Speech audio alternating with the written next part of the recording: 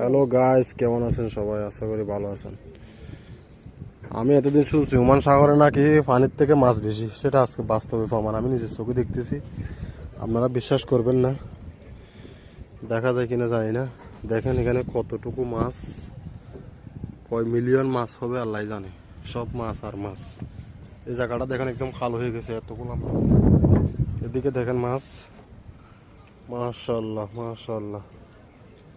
দেখছেন, এগুলো হচ্ছে মূল্য মাছ মনে হয়, এগুলো হচ্ছে বাড়া মাছ।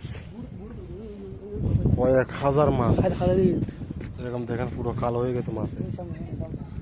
দেখছেন মাছ আর মাছ। এদিকে একদম নিচে দেখা যায় মাছ। এটা হচ্ছে শিপ